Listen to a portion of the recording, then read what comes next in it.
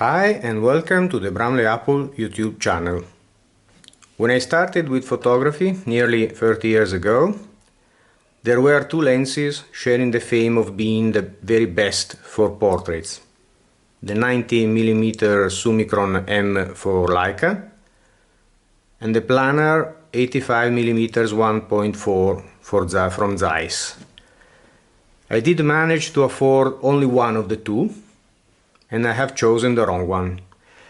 Because, as you may already know, having seen the previous videos, I never managed to make it focus correctly on my Leica M cameras, neither film or digital. We can't know what would have happened if I had not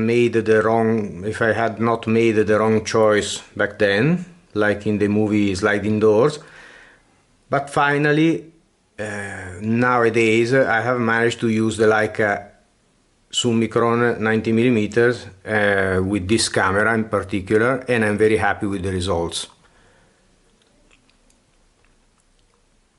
Now I had another chance to buy the Contax-Zeiss planar, the 1.4, as the prices are much lower now.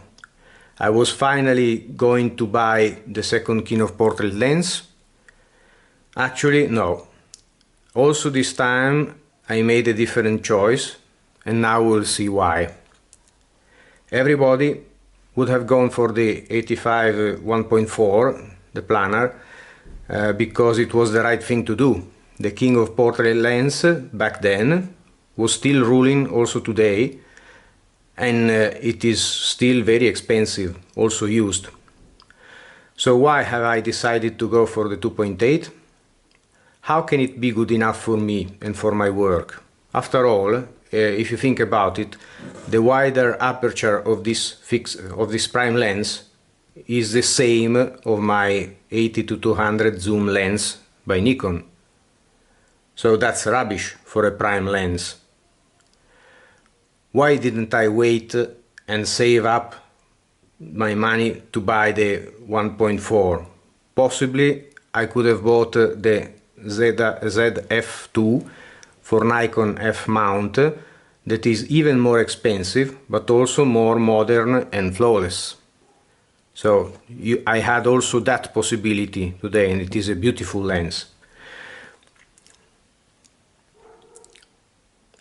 And it is easy to say why. Because I'm not confident enough to use that lens wide open at 1.4.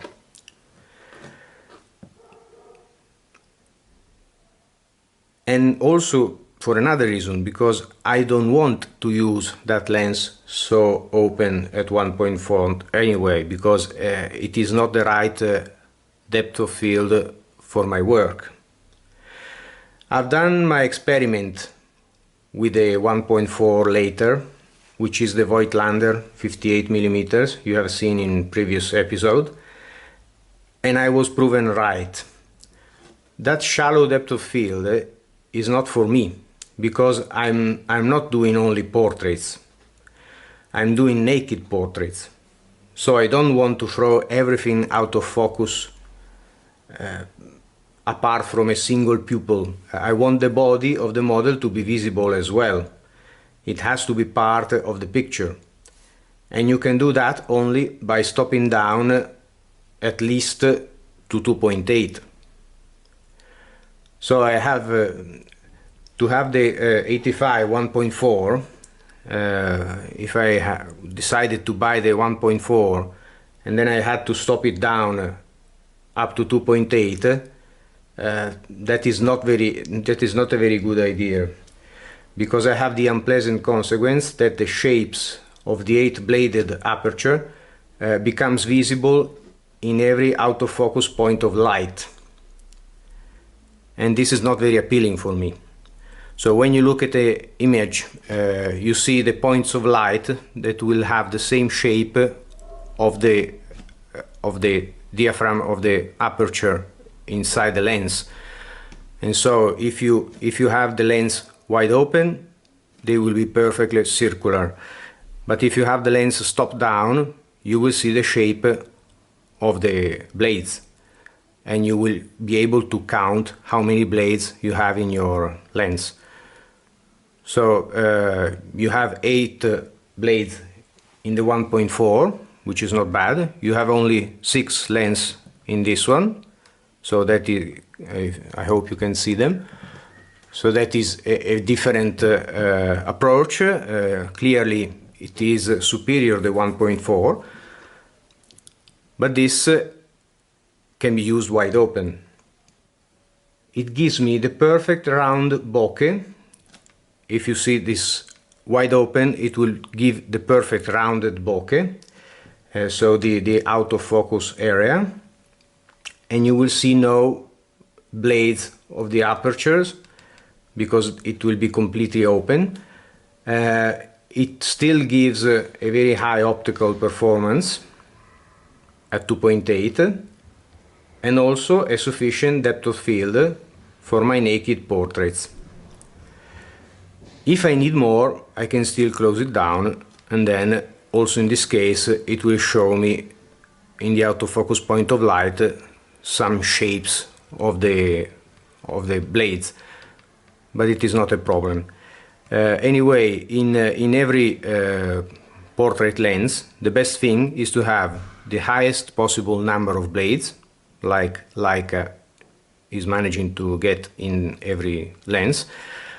The highest number of blades, and also they should be as rounded as possible. So if the shape of the blades is also rounded, it will give some much more pleasant bokeh rings.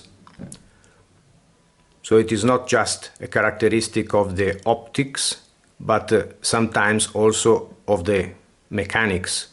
When you are wide open, it is only a matter of the optics giving the bokeh, but when you close it down, obviously also the blades of the aperture are getting into the same into the equation, and so the more you have and the better it is.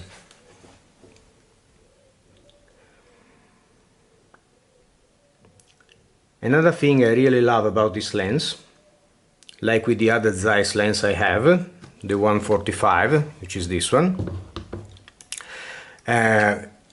is that they really give a good rendering with the black and white.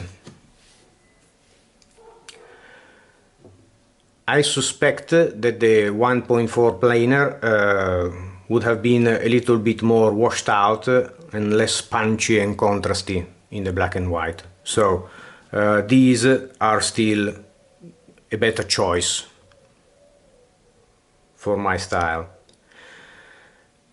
And actually I could do an entire shooting with only this lens if I have an apartment which has the space big enough,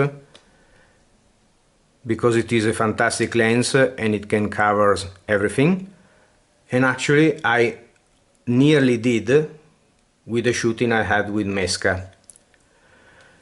You can check out the links below to see some of the pictures.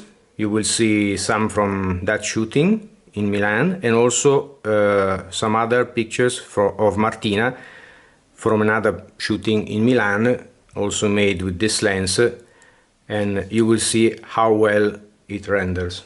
And I will put also some black and white samples so you can compare how well the black and white and the color image are competing with each other. I always put the links to Flickr. Let me know in the comments if that is alright for you, but I think it is the best place to show your pictures. You can also show the high quality ones, and so you can appreciate how the lenses are working. I think I will have to add even more Contax-Zeiss lenses of the Contax-Zeiss lineup. Possibly I will add later on the 50mm, probably the 1.7, and I will also consider buying the 180 f2.8, which is a fantastic lens, but it is very expensive too, so we'll have to see for that. And you can use it very little, because I'm seeing now with the 180 from Nikon, it is very difficult to use it in an apartment. So they're very specialized lens, you need a lot of space to work with it. But there is no hurry, because these Contax-Zeiss lenses have been waiting for me for so many years that they will have to wait a little bit longer. Before I buy any other lens, I would like to know what will happen of my job, because the coronavirus has struck very hard on Italian economy, and possibly I will have to wait until I find a new job. We'll have to see how it develops. And before I buy any other new lens, I will also have to do my homework a little bit better than in the past, and make researches on the lens to be sure that it is the one that I need. Months ago, I also bought another lens, which is this enormous 200 millimeters from Zeiss, and it was very cheap, a very good price for this lens, so I was tempted to buy it, but then I discovered it was not exactly the right lens for me. So it arrived in perfect conditions, but I later discovered that it is not the ideal lens for my type of photography. Apparently it is more suited to landscape and to architecture, and gives the best performance when it is stopped down considerably, like a couple of stops. Zeiss created another lens of this lineup, which was specific for portrait and to be used wide open, and it was the 180 f2.8. So that is what I have found out after my research, but I should have done the research before buying this lens. So the 200 millimeters was an impulse buy, because it was so cheap and it looked in perfect conditions on eBay, and I will have to try not to do this impulse buying anymore, because they are not useful.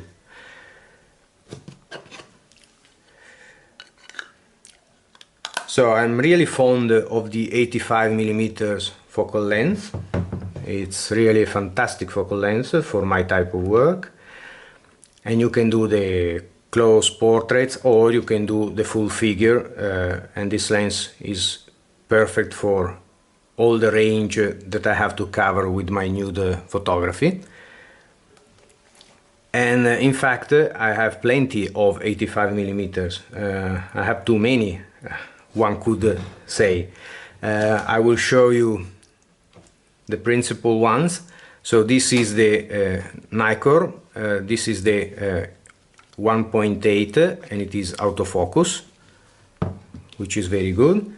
I use this with the D810, but then I also have, this was one of the latest buy, and this is the this is a f2, and this is a AIS, I think, yes, and this also is an 85, so 1.8, 1.2, so they are very similar, but the rendering is very different anyway. The Zeiss is a 2.8, and then of course I also have the 90 millimeters. This is the Leica 90 millimeters. You have seen this in previous videos. And also this is a focal length which is very similar to the 85. So we could say it is a sort of an 85, also that one. So this focal length is very well covered in my gear, because I like it so much. And you will think, what's the point of having all these lenses, like 3 or 4 of the same focal length, but of different brands? And the reason is because the results from each lens is very different. And so that is the reason. Ideally, I should choose a certain brand to suit a specific model and have all the focal lengths to cover for the entire shooting, in order to keep the same rendition and the same mood throughout the shooting. I'm not sure, I don't know if that makes any sense to you. I hope I've managed to convince you that I need to buy more and more lenses, because if I manage to convince you, I might persuade also my wife. Thank you for your attention, and we will see you in the next episode. Bye bye!